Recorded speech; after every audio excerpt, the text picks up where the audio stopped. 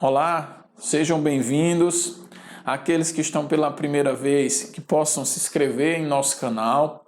Aqueles que já acompanham nosso trabalho, agradeço o incentivo. Sei que devo algumas sequências de vídeo, mas vamos em frente.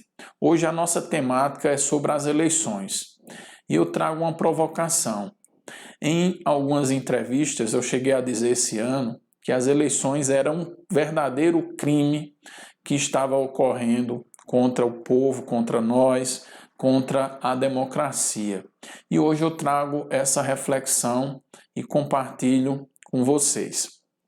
Então, vou trazer inicialmente, gente, um olhar sobre essa afirmativa, lá de abril, onde o ministro eleito do TSE diz que não iria adiar as eleições e unificar em 2022. No máximo, adiaria um período mínimo. E isso nós tínhamos um processo de pandemia com 2.000 casos de morte, 33.000 casos de coronavírus no Brasil, né? Então a gente fica sem entender essa afirmativa. Por isso eu trago para a gente refletir e pensar.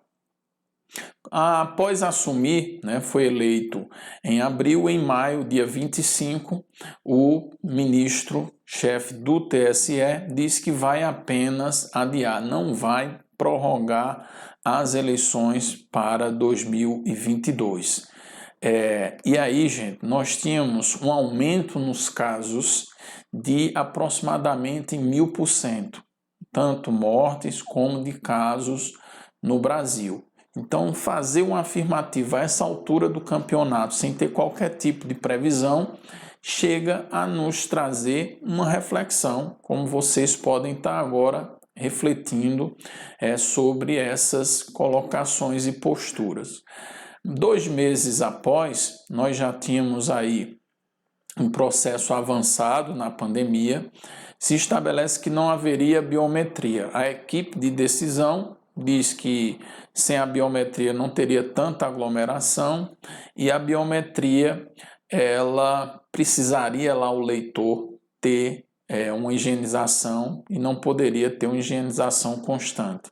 Enfim, se cancelou a biometria, mas se manteve a eleição. Não se avançou tanto para ter um processo biométrico de controle e se abriu mão em virtude de se ter essa eleição.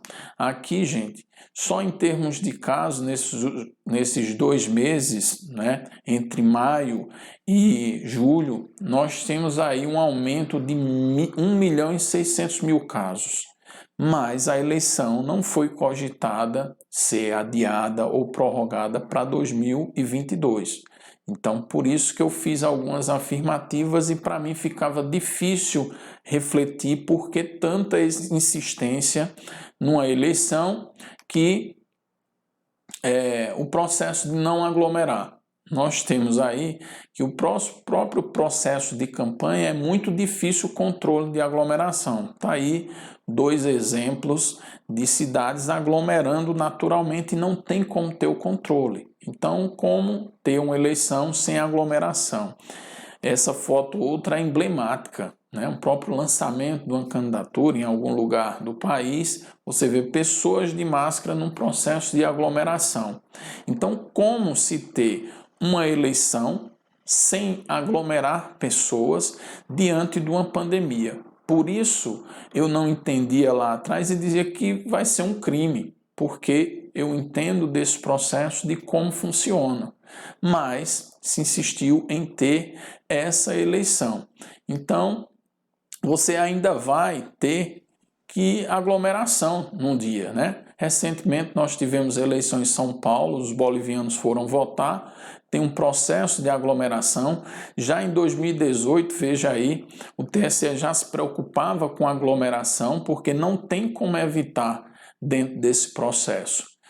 Então, me pergunto, dentro de uma eleição com custo desse, que daria para a gente comprar 27.000 respiradores, será que não é um crime ter essa eleição sabendo que ia aglomerar, sabendo que vai aglomerar no dia da votação, sabendo que esse dinheiro poderia ser investido no controle da doença, na questão de respiradores ou outras EPIs, e a gente força e tem uma eleição. Não seria um crime contra nós, contra o povo?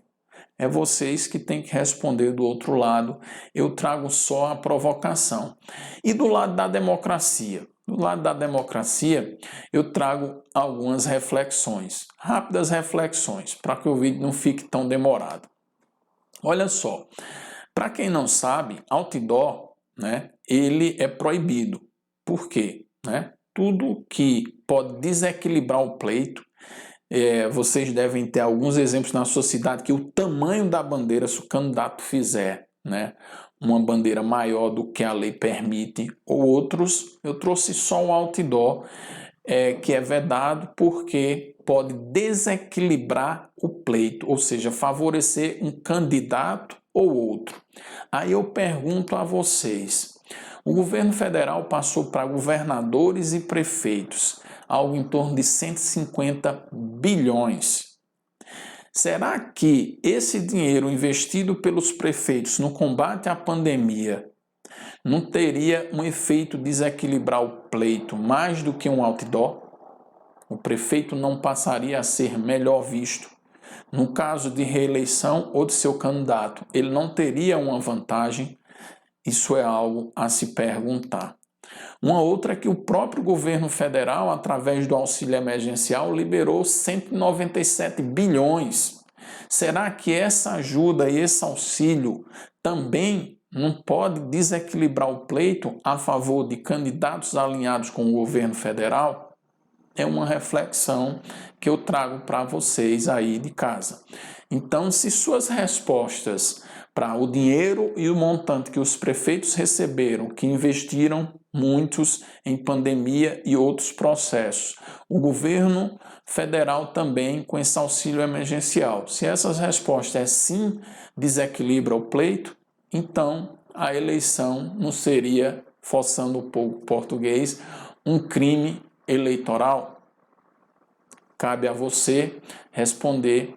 Eu só tinha que trazer essas considerações, claro que provocativa, diante de uma preocupação que nós temos com a verdadeira democracia do país e a condução.